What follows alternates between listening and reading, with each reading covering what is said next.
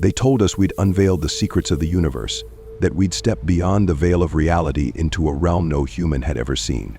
But they never mentioned the possibility of being consumed by it.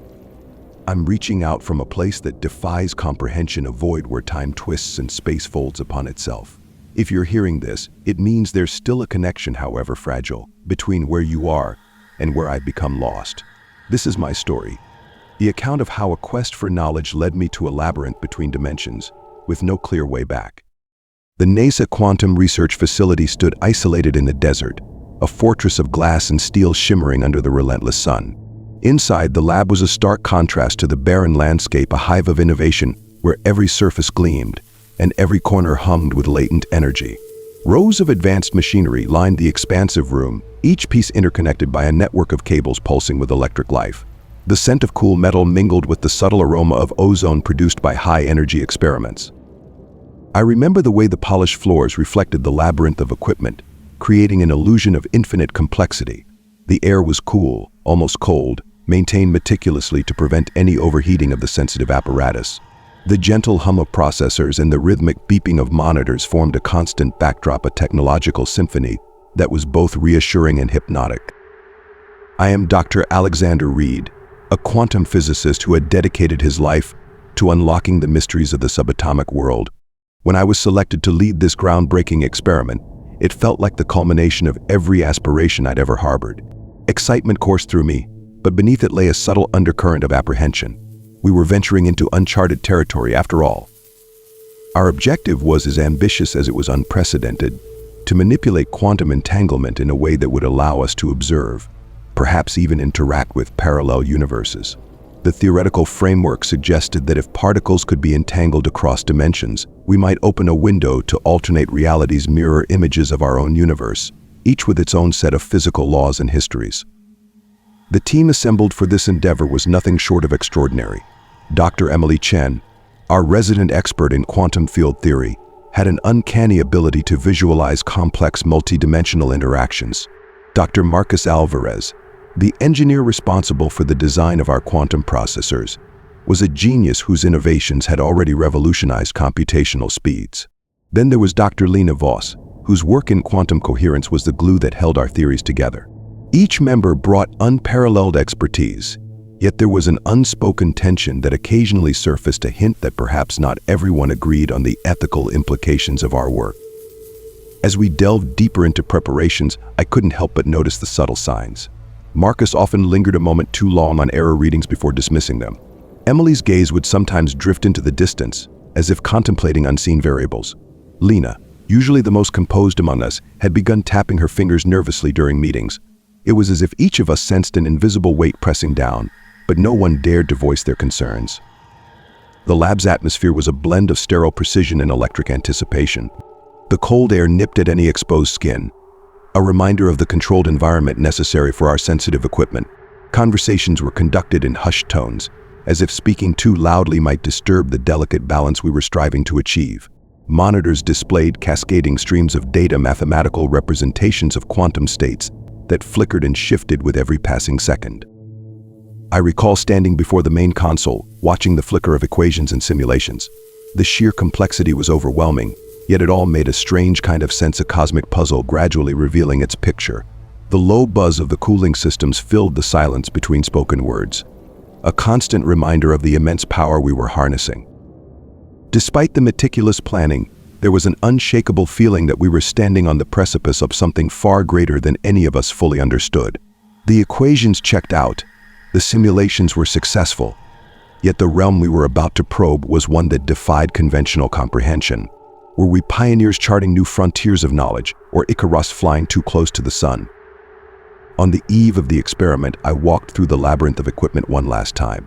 The superconducting coils loomed around the central chamber, their intricate designs both beautiful and intimidating. Cables snaked across the floor like arteries, carrying the lifeblood of our operation. I placed my hand on the surface of the central console, feeling the faint vibration of the machinery, a heartbeat resonating with my own. As I gazed around the lab, I caught sight of my reflection in one of the darkened monitor screens. For a moment, I didn't recognize the face staring back, eyes wide with anticipation, yet shadowed by an unease I couldn't quite place. Was it merely the gravity of the moment, or was there something more, a premonition of the unforeseen consequences that lay ahead? The final briefing was brief and to the point. Each team member confirmed their readiness, ticking off checklists with practiced efficiency. We exchanged nods, a silent acknowledgement of the trust we placed in one another. As I took my position at the helm of the operation, a thought flickered through my mind. Once we crossed this threshold, there would be no turning back. The day of the experiment began like any other, yet there was an undercurrent that was hard to ignore. As I entered the lab, the familiar sights greeted me: the glow of monitors, the rhythmic blinking of indicator lights, the intricate web of cables connecting our vast array of equipment. But something felt off. The air was cooler than usual, carrying a faint, almost imperceptible vibration that seemed to resonate just below the threshold of hearing. We proceeded with the final system checks, each team member engrossed in their respective tasks. I was reviewing the calibration of the quantum stabilizers when a sudden blip caught my eye. The readings momentarily spiked beyond the expected parameters before settling back to normal. I frowned, double-checking the sensors. Everything appeared functional. Probably just a transient fluctuation, I muttered to myself, making a note to monitor it. A short while later, Emily approached me with a puzzled expression. "Are you seeing any irregularities in the entanglement coefficients?" she asked, tilting her tablet for me to see. Her data mirrored the anomaly I had observed, a sharp deviation that corrected itself almost instantly. "I noticed something similar," I admitted. "Could be a minor sensor error or background interference. Let's keep an eye on it."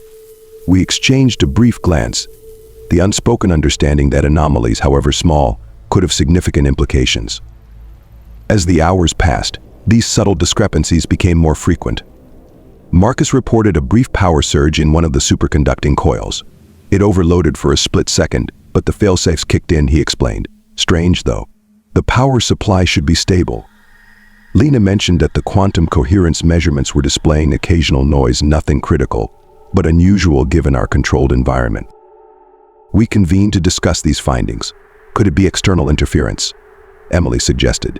Unlikely, Marcus replied. We're shielded against electromagnetic disturbances, and solar activity is minimal today. I proposed running a full diagnostic on all systems. Better to be cautious, I said. The diagnostics, however, revealed nothing out of the ordinary. The equipment was functioning within operational norms. Dismissing the anomalies as inconsequential glitches, we pressed on. The excitement of the impending experiment overshadowed our concerns. Yet, a subtle tension had begun to weave itself into the fabric of our interactions. Jokes fell flat, conversations were terse, and each of us seemed lost in our thoughts more often than usual. Late in the evening, as the rest of the team took a break, I remained behind to finalize the synchronization protocols. The lab was quiet. The only sounds the soft beeps of monitors and the steady hum of cooling systems.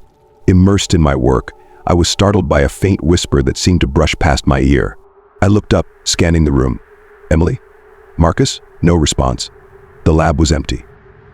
I shook my head, attributing it to fatigue. Returning to the console, I heard it again, a barely audible murmur, like distant voices carried on a breeze. This time the words were indistinct but unmistakable. A chill ran down my spine. I stood up, listening intently. The whispers faded into the ambient sounds of the lab. When the team returned, I hesitated before mentioning the incident. Finally, I asked, "Has anyone experienced anything unusual? Sounds, perhaps?" Emily glanced at me sharply. "You mean like whispers?" she said slowly. My eyes widened. "Yes, you've heard them too," she nodded. "I thought I was imagining things. It started earlier today." Marcus joined the conversation. "I haven't heard whispers, but I did feel like someone was watching me while I was in the storage bay. But no one was there." Lena remained silent, her gaze fixed on her hands. "Lena," I prompted gently. She looked up, her eyes reflecting uncertainty. "It's probably nothing," she said quietly. "Just nerves. We agreed to attribute these experiences to stress and exhaustion. After all, we were on the verge of a historic breakthrough. It was natural for our minds to play tricks under such pressure." Despite our attempts to rationalize the situation, the atmosphere in the lab grew increasingly oppressive. The equipment malfunctions persisted, brief power fluctuations, momentary loss of data feeds, sensors going offline without explanation. Each incident was minor on its own, but together they painted a troubling picture.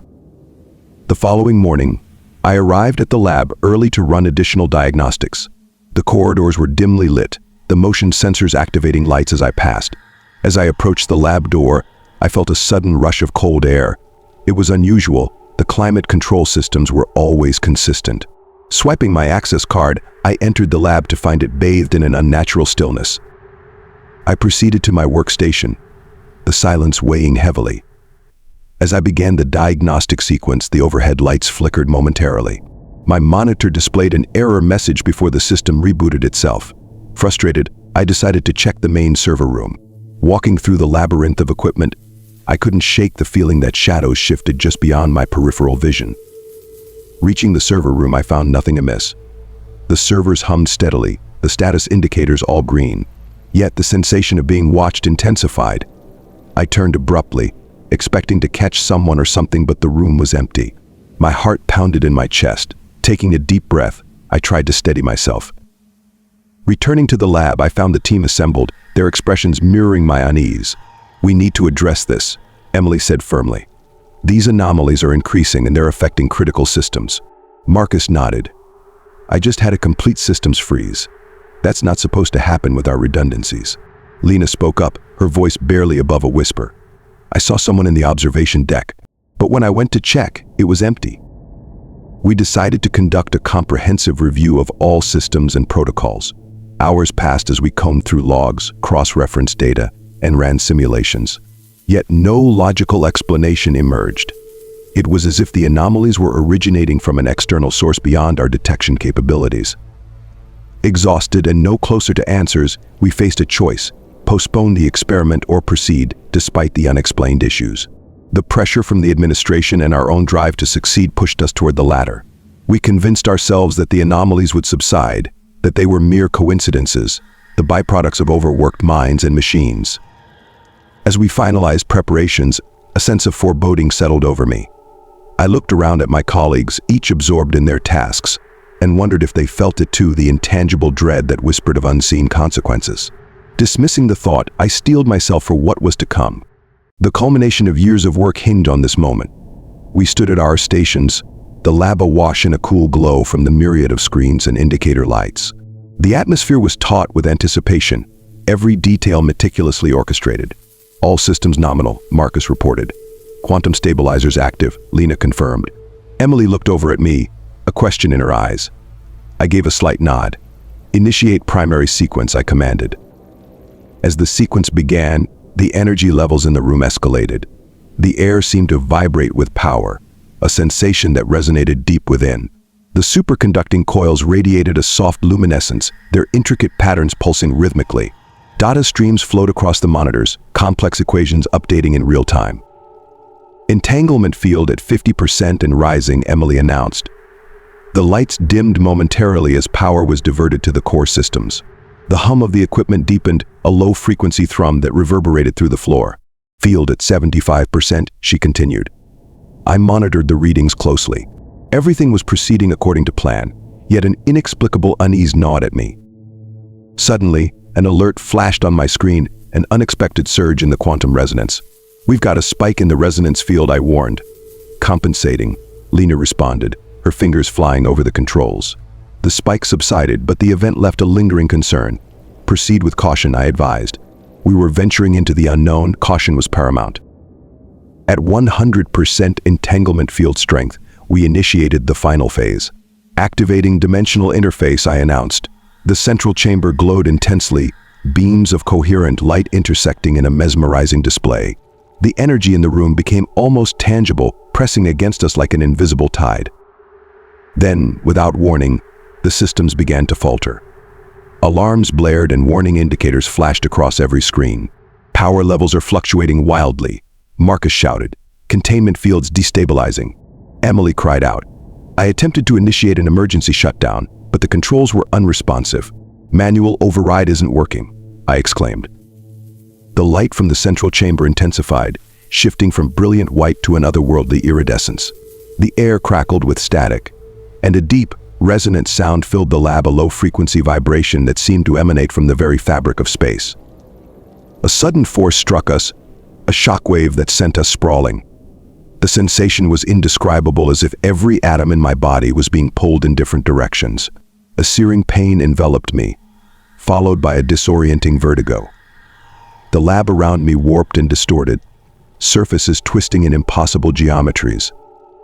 My vision blurred, consumed by the blinding light. Sound became a chaotic mix of the alarms, the roaring energy, and a cacophony of whispers that seemed to come from all directions. Time itself felt stretched, each second dragging into eternity. Just as I thought I could endure no more, everything went dark. I awoke to silence, the oppressive, absolute silence that follows a storm. Slowly, I opened my eyes. The lab was dimly lit by the emergency lights, casting long, distorted shadows. I lay on the cold floor, the metallic surface grounding me back to reality, or so I thought. Groaning, I pushed myself up, every muscle protesting. Emily, Marcus, Lena. My voice echoed strangely, the acoustics of the room altered. There was no response. The lab was empty. The equipment stood silent, screens blank, the hum of machinery absent. A chill settled over me, and not just from the temperature. I surveyed the room, noting odd inconsistencies. The equipment appeared aged, surfaces tarnished and corroded. Some consoles were covered in a thin layer of dust, as if abandoned for years. Cables hung loosely, some severed, others entangled in chaotic knots. "This can't be," I whispered, confusion mounting. I moved to the main console, attempting to access the systems. The interface was unresponsive, the screen flickering with static before fading to black. Panic began to set in. I checked my wrist communicator, it too was dead. The realization that I was completely isolated hit me with full force. Desperate for any sign of my team, I made my way toward the auxiliary control room. The door, which should have slid open automatically, remained firmly shut. I tried the manual release, but it was jammed. "Think, Alex, think," I urged myself. Returning to the main area, I noticed that the transparent walls overlooking the desert landscape now revealed an unsettling sight. Instead of the familiar expanse of sand and sky, there was only darkness, a void devoid of stars or any recognizable features. It was as if the facility floated in an endless abyss. A faint sound caught my attention, a soft, distant whisper echoing through the corridors. It was the same whisper I had heard before, now more pronounced. "Hello?" I called out, straining to hear a response. The whisper repeated, slightly louder but still unintelligible. I couldn't discern if it was real or a figment of my increasingly fraught mind. Venturing deeper into the facility, I found more anomalies.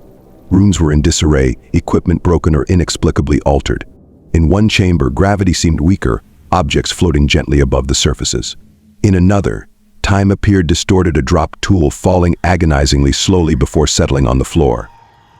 The oppressive silence was punctuated by sporadic sounds, distant thuds, metallic creaks, and the ever-present whispers. Each noise heightened my anxiety, fueling the fear that I was no longer in the world I knew. Exhausted and disoriented, I returned to the central lab. As I stood amidst the remnants of our experiment, a horrifying realization began to take shape. The anomalies, the whispers, the altered environment, they were not mere aftermaths of an accident. Somehow, in our attempt to breach the boundaries of our universe, we had torn a rift, and I was caught in between. As I stood in the silent lab, the gravity of my situation began to sink in. The familiar surroundings were warped in subtle yet disturbing ways. Colors that once brought vibrancy to the sterile environment were now dulled, as if a gray film covered every surface. The reds of warning lights, the greens of status indicators, all faded into muted tones that drained the space of life.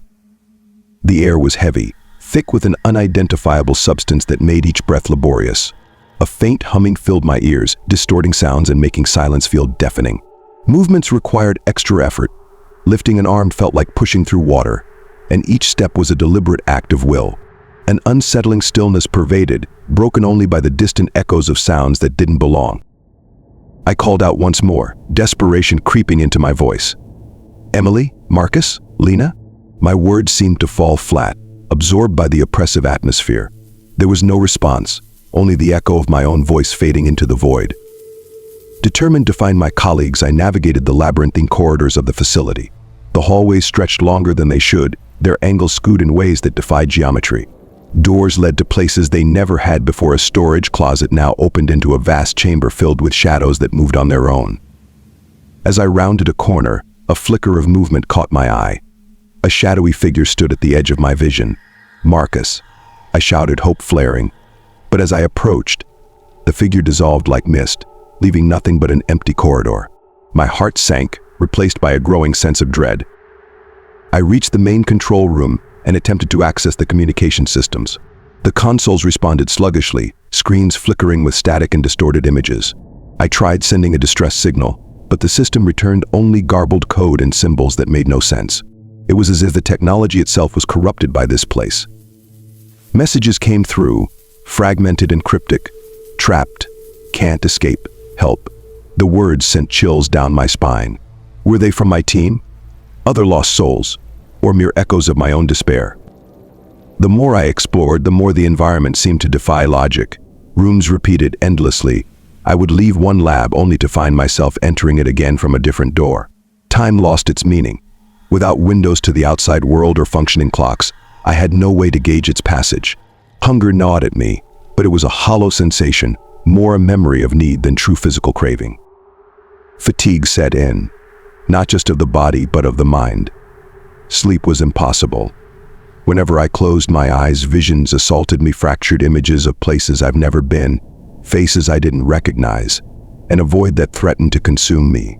The boundary between reality and hallucination blurred, each bleeding into the other, until I could no longer distinguish between them. In the depths of the facility, I stumbled upon the break room. It was eerily untouched, a surreal snapshot of normalcy amidst the chaos. A coffee mug sat on the table, steam still rising as if freshly poured. "Hello?" I whispered, the word barely escaping my lips. I reached for the mug, but my hand passed through it as though it were a projection. The illusion shattered, the room dissolving into the grayness that consumed everything else. The weight of isolation pressed heavily upon me. Human beings aren't meant to be alone, and here I was cut off from all contact, adrift in a distorted version of my own world. I began talking to myself, if only to hear a voice. "You can figure this out, Alex. Think logically. There's a solution." But even logic seemed unreliable in a place where the laws of physics were mere suggestions. Determined to regain control, I returned to the lab equipment. If I could recreate the experiment, perhaps I could reverse whatever had happened. The machinery was aged, components corroded as if by decades of neglect. Wires were frayed, connections severed. It made no sense. Only hours ago, everything was state-of-the-art. I set to work repairing what I could, hands shaking as I soldered wires and recalibrated circuits. The tools felt heavy, uncooperative. Time slipped away, measured only by the growing fatigue in my muscles. As I labored, whispers began to surround me, faint at first, then growing louder.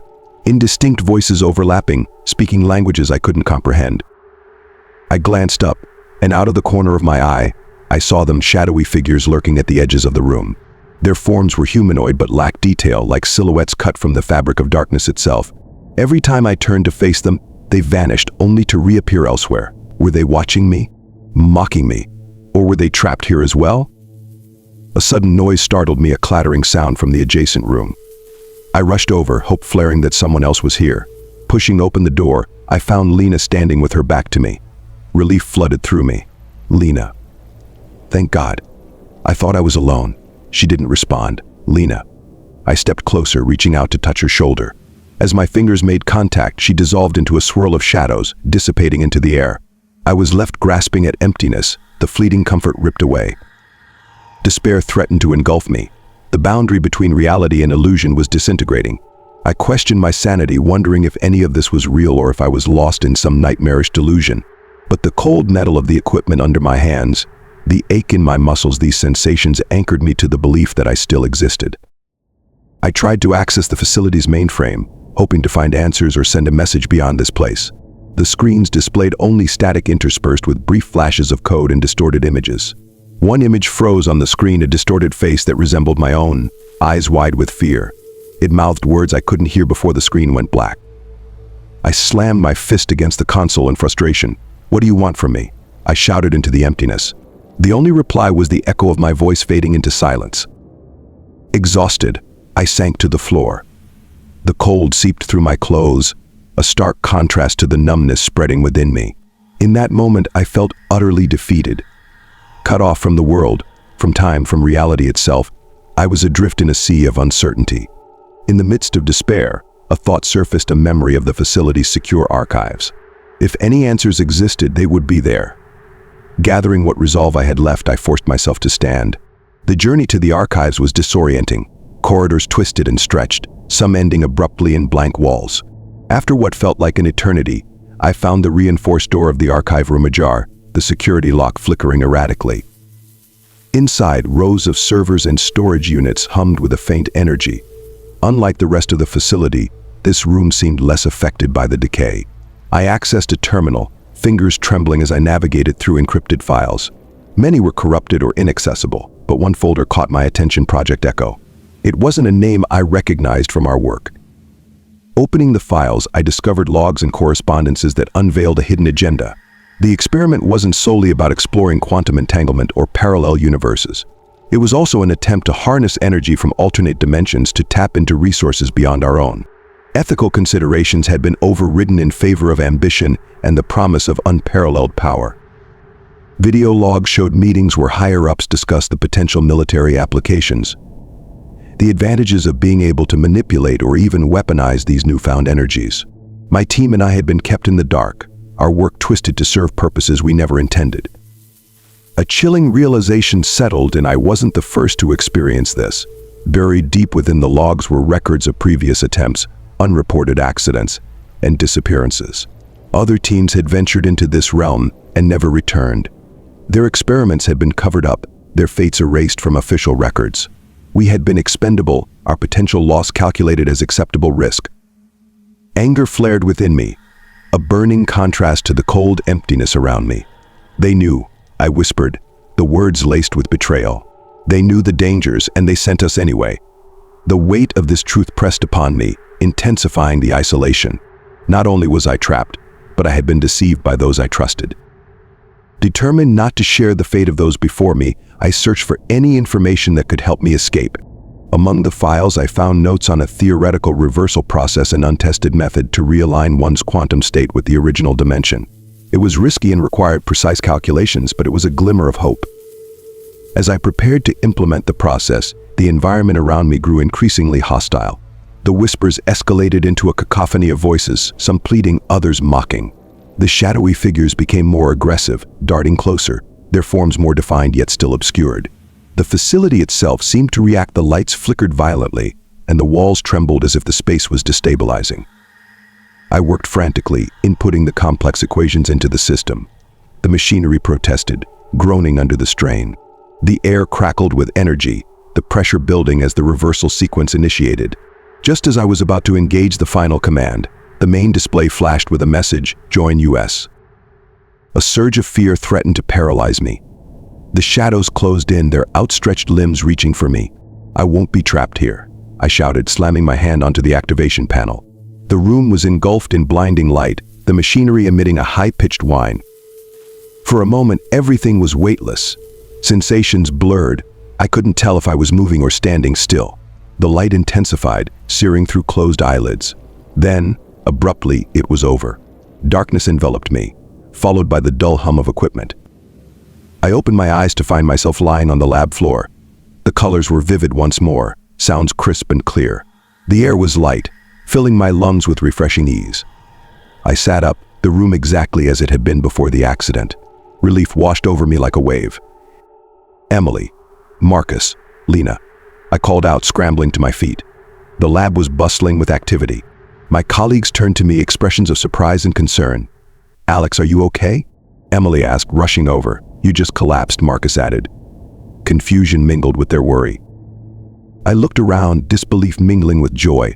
I thought I was somewhere else, I stammered. Lena checked my vitals. Your readings are normal. Maybe the stress finally got to you, she suggested gently. Everything seemed back to normal, yet a nagging doubt lingered. Are we still proceeding with the experiment? I asked cautiously. Emily gave me a puzzled look. We completed the test run, remember? It was a success. We're scheduled to begin the full experiment tomorrow. A chill ran down my spine. This didn't align with my memories. Before I could voice my concerns, an alarm sounded, a familiar warning tone. The monitors flashed with alerts. Quantum instability detected. The room reacted with practiced urgency. everyone moving to their stations. I glanced at the main display. The data mirrored the anomalies that occurred before the accident. "Wait, we need to stop the experiment," I shouted over the commotion. Marcus looked at me incredulously. "What are you talking about? We haven't even started." Realization dawned somehow. I'd been sent back, but not entirely. Subtle differences hinted that this wasn't my original reality. Panic surged. "We can't proceed. It's not safe," I pleaded. Before anyone could respond, the facility shook violently.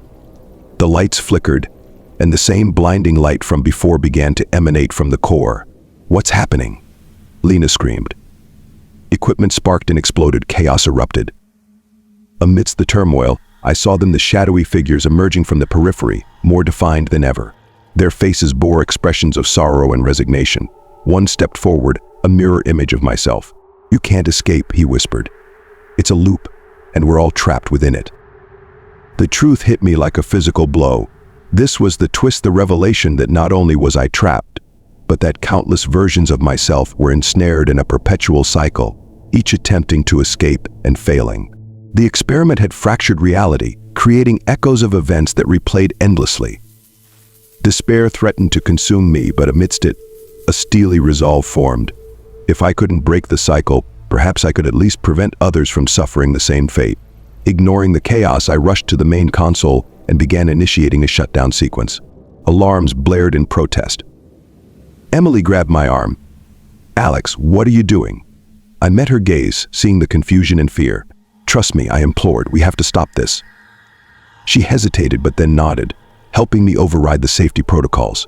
Together, we managed to power down the core. The blinding light faded, and the facility's tremor subsided.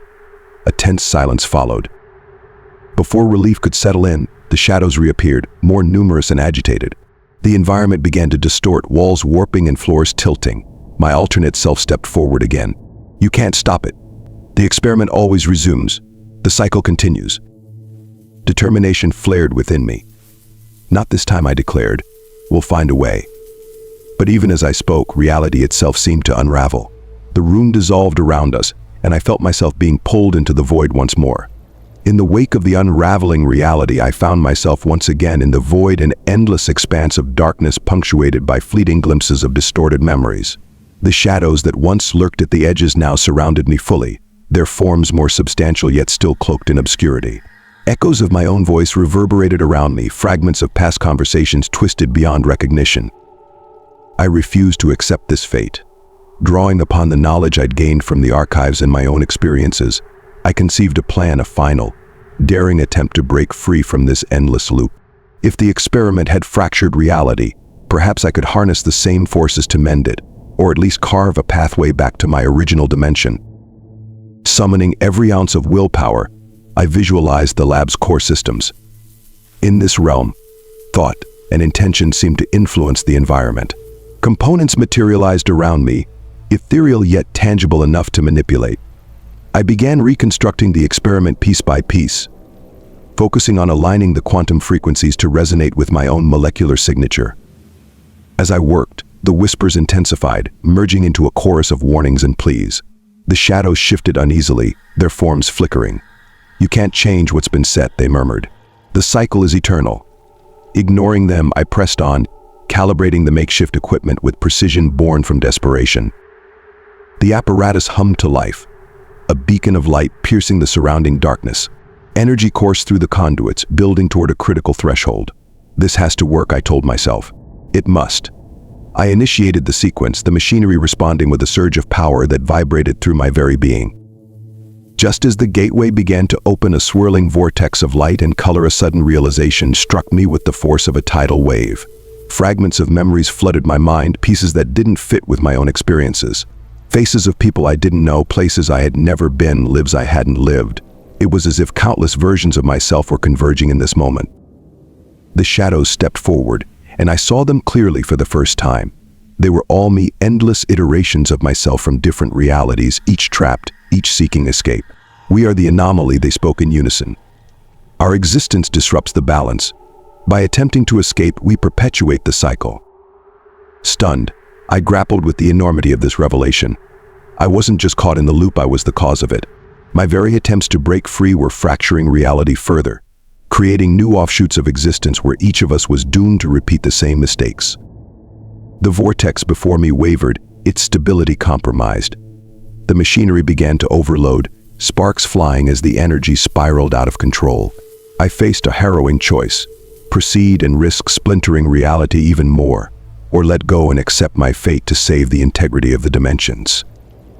A profound sense of responsibility settled over me. If I stop now, perhaps the cycle can be broken, I thought. Perhaps the damage can begin to heal. With a heavy heart, I started to disengage the system. The shadows watched silently, their expressions a mirror of my own resignation. As I powered down the apparatus, the vortex dissipated, and the surrounding darkness began to close in. The shadows merged back into the void, their forms dissolving. I felt myself fading, my consciousness melding with the endless expanse. A final thought echoed in my mind. They said we'd revolutionize reality. Instead, reality has consumed me. In the enveloping darkness, a faint light appeared, a window into the lab. I saw my team bustling about, preparing to initiate the experiment. Their voices were muffled, but I could discern the excitement and anticipation. Time had looped back to the beginning, but this time I was on the other side. I shouted, "Stop, don't proceed," but no sound escaped my lips. I was the whisper now, the fleeting shadow at the edge of perception. Emily paused for a moment, glancing around uncertainly. "Did you hear that?" she asked. Marcus shook his head. "Hear what?" Desperate, I mustered all my strength to manifest, managing only to flicker the lights and stir a brief breeze through the lab. Lena shivered. "Must be a glitch in the system," Marcus shrugged, turning back to the controls. My heart sank as I realized the cycle was about to repeat, and there was nothing I could do to prevent it. In this liminal state, neither fully present nor entirely absent, I ponder my existence. Am I now the whisper in the lab, the shadow that others fear? A remnant of a cautionary tale, doomed to watch the same events unfold endlessly. The boundaries of my reality have dissolved, and I am but a specter caught between worlds. If you're hearing this, if somehow my words reach across the divide, take heed. Some doors once opened can never be closed. The pursuit of knowledge is a noble endeavor, but there are realms that defy understanding, places where the very fabric of existence is fragile. What would you do if reality slipped from your grasp? Share your thoughts in the comment section. If this journey through the unknown gave you chills, share it with someone who loves a good scare. Let them know of the shadows that linger at the edge of perception, the whispers that may not be mere figments of imagination. But this isn't the only secret the universe holds. There are other stories, other mysteries that await. Stay tuned. Some doors once opened reveal depths that even the bravest souls might fear to explore.